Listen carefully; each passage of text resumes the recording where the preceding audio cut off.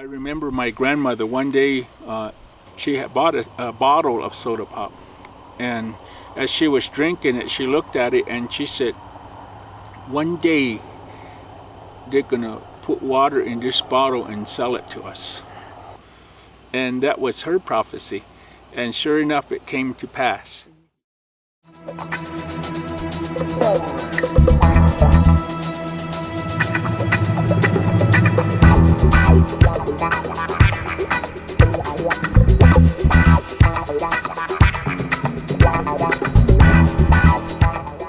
Video, we biked an extra 16 miles when we got to El Vado State Park in order to talk to a park ranger, ask him about that resource, and we weren't able to find anybody. We found out nothing. We decided to swim instead. But our next adventure into Dulce and the Jicarilla Apache Nation ended up uncovering a lot of information about that reservoir and other larger water projects in the western United States.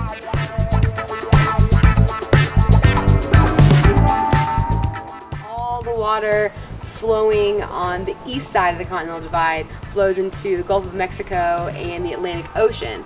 And then all of the water that flows on the west side of the Continental Divide is going to the Pacific Ocean.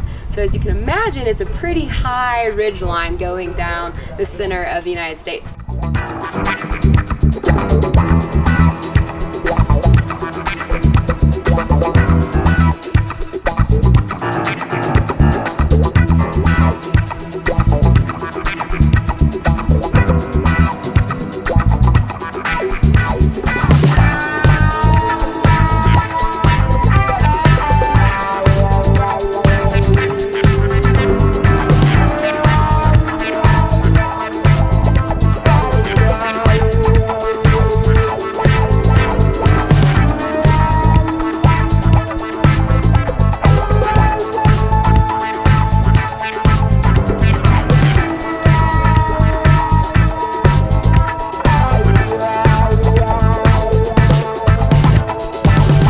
Shy of 5 gallons.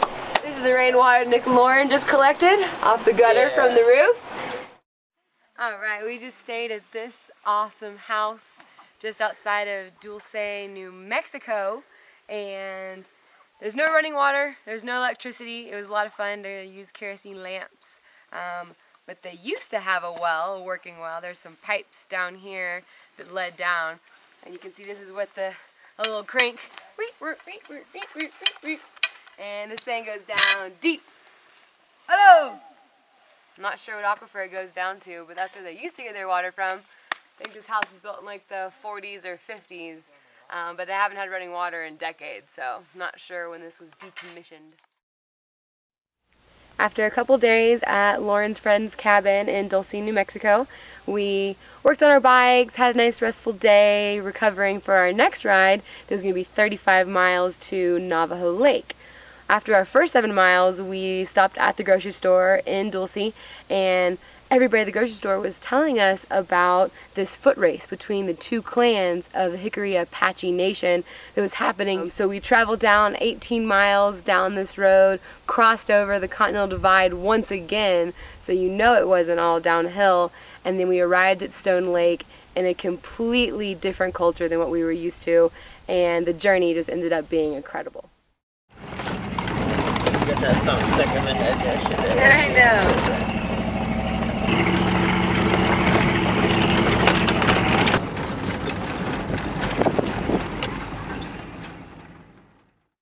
Danjo to all of you. Danjo Anatso. That means greetings to everyone.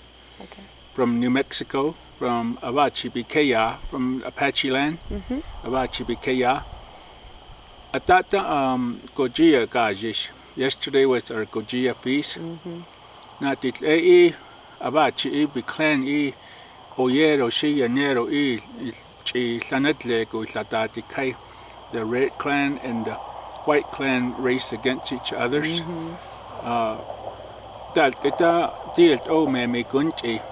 It's a long time ago that this was the way of the Apache. Ashiko Tsitkei Itlatatikai, the young people that are going to run, they represent two clans. Tselke iti de I latati kai I oyero shin yenero I da I il genetle ko latati kai. The two clans, the young boys will run against each others. The ayero I the animal I kai latati kai. The white clan is going to run on the part of the animals. Yanero I ti ta ya te ntati ta I kai latati kai. And the red clan will run in for everything that's the plant that grows. So atata latati kaita yanero gozo. Yesterday when they ran the race, the red clan had won. Okay. And so that means things are going to be very, very good for the plant life, the agriculture, for the moisture. You are expecting rain then? Rain, a lot of snow. That's good. And so when the red clan wins, we get that kind of weather. But the blessing and the prayers that were said yesterday are for both sides. Okay. Not really anybody is the winner. It's just the outcome of it is a blessing for not only the red clan and the white clan Apaches, but for people all over the world. And as you seen yesterday, we had our camps made out of brush arbors and tents and teepees everywhere. And there's 4,000 in the Jicarilla Apache Nation where you're at now. And I serve as the traditional and honorary chief of the nation, which is a position given to me for my lifetime.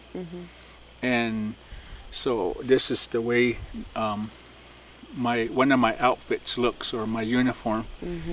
And so therefore, we're able to, welcome people like we did yesterday. And basically, when we set up our camps, it's not just for our families, but it's also for our visitors. And everybody that comes into our camp is fed, and there is no charge. There's no charge, and people come and eat as much as they want. And sometimes they make new friends, like we made new friends with you today or yesterday.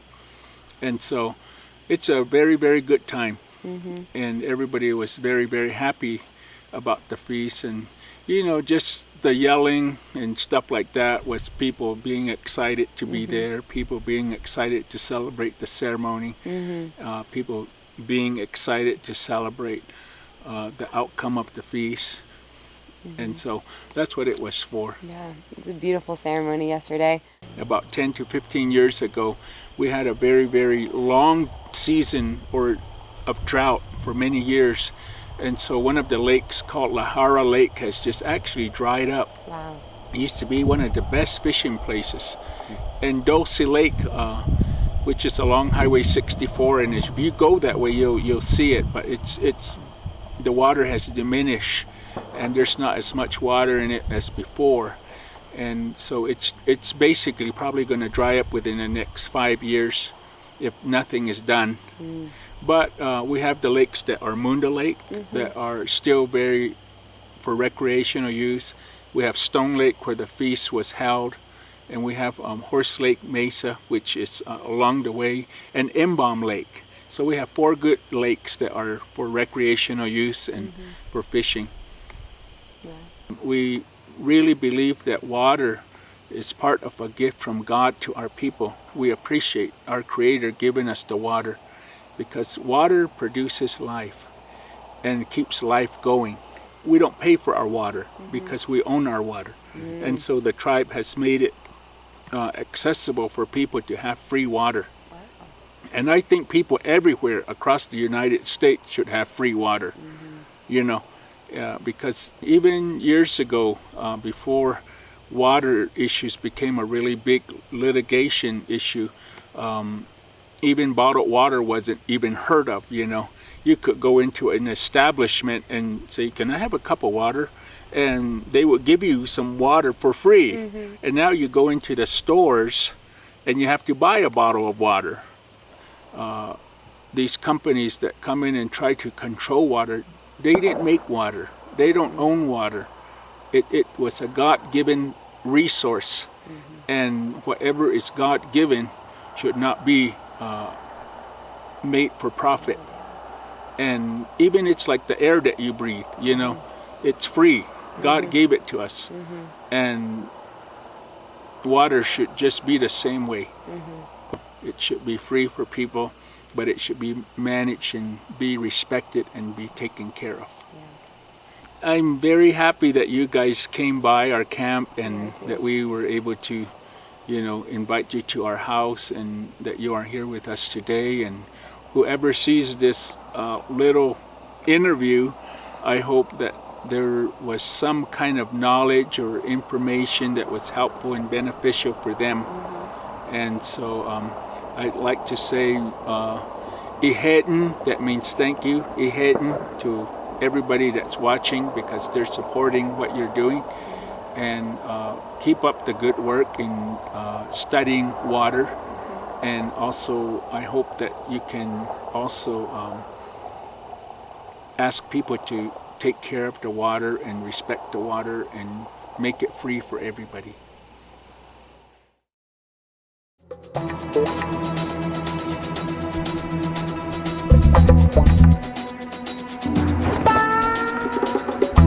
After spending the night in Chief Reynard's home, we had a bonfire. I got to cook him and his friends dinner. We got to sleep in a bed and do laundry at his home. We biked on another 30 miles to Navajo Lake State Park across the Colorado border. And that is part of the San Juan Chama project, which is part of the even greater project of the Colorado River Storage Project, taking water from the San Juan River, actually at Navajo Lake, pumping it underneath the Continental Divide into the eastern side at Rio Chama and Huron Lake. And the three biggest entities that are benefiting from this project are the cities of Albuquerque, the Rio Grande Conservation District, which is a huge irrigation district, and the Jicarilla Apache Nation. So the Bureau of Reclamation supplemented that water with water from the other side of the Continental Divide, which should be flowing into the Pacific Ocean. And there's gonna be a lot more information on the blog about how these projects came to be, how they were funded, and eventually where the water is going to go. We biked on 35 miles of bumpy dirt roads, but we made it to Navajo Lake State Park, and we decided we needed to reward ourselves with some libations from the liquor store up the road, and had a good time howling at the moon and dancing, looking at the river. And then we got to spot a UFO. Turned out to be a weather balloon, but it was a good thing that added to the ambiance of the night before we trekked our way up towards Durango.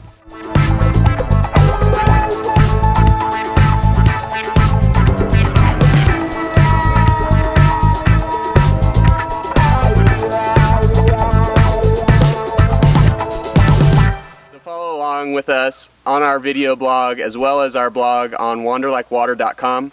Be sure to like and subscribe so that you stay up to date with where we are and what kind of water we're getting into.